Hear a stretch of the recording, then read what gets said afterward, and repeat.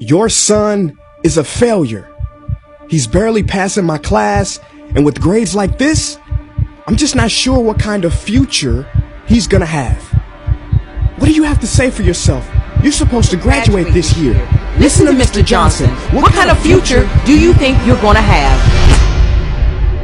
With all due respect, don't call me a failure.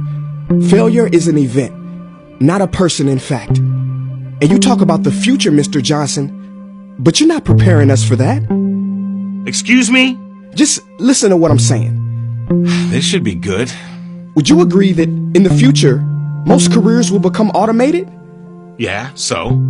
So the people who succeed will have to be curious, innovative, with resilience to adapt to new changes. What's your point? My point is, the focus in this school is not on that. It is on regurgitating information and test taking, and that's just real. But in today's world, creativity is the most important leadership skill. Oh, that's how you feel. You don't have to believe me, but maybe you will believe the 1,500 executives who recently said creativity is the most important leadership skill. See, pretty soon, no one will be hired because of what they know. Because who cares what you know or if you've memorized a fact? We've got Google and Siri for that. In the future, people will be hired because of what they can do with their knowledge. Can they creatively solve real-world problems, not just follow instructions or directions and bubble in multiple choice questions? So, Mom, that's why I'm stressed, because these robotic tasks we learn in school should stop. Because no one can do a robot's job better than a robot. Billionaire founder of Alibaba, Jack Ma, said that we should not compete with artificial intelligence, but instead focus on developing unique human intelligence. Mr. Johnson, drills are for teeth, not the human mind. So these repetitive knowledge-based tasks we must leave behind. Or in the future, you're gonna find a lot of people graduating out of your class right into the unemployment line. See, many top companies today don't look at grades. Mom, that old way is expiring. Google has been quoted as saying GPAs are worthless criteria for hiring. Founder of Tesla, Elon Musk, agrees. So I say this with unease and sorrow.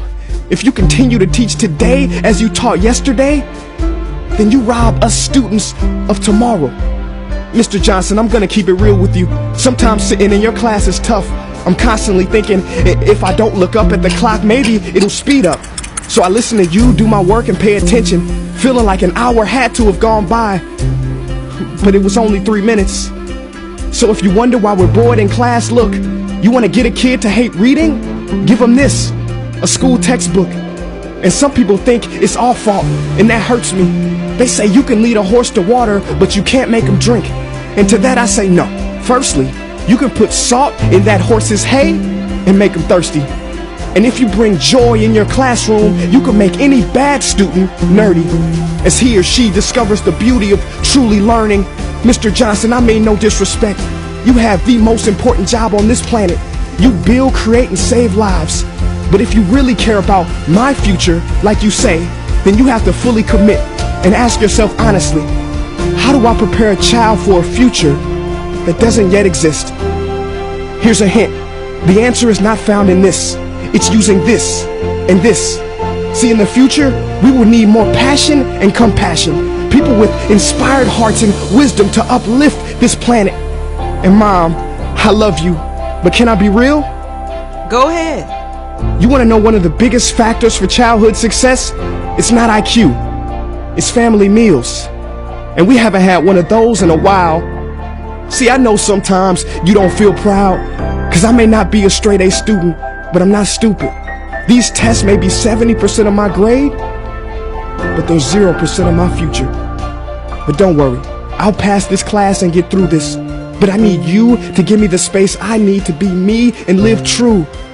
Because the best feeling in the world is that your own parents get you.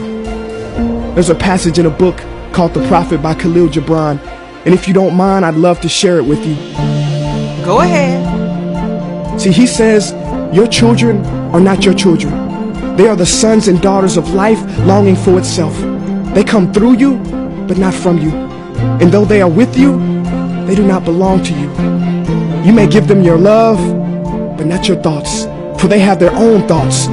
You may house their bodies, but not their souls, for their souls dwell in the house of tomorrow. So, Mom, I'd appreciate it if you give me the love that I need to pursue my dreams. See, if we are to succeed, all three of us need behavior change on all fronts. We talk about the future, but the future is now, and it is created now by all of us. I've never heard you speak like that before. Yeah, I didn't know. But I'm going to reach out to administration and try to change some things. You have my word.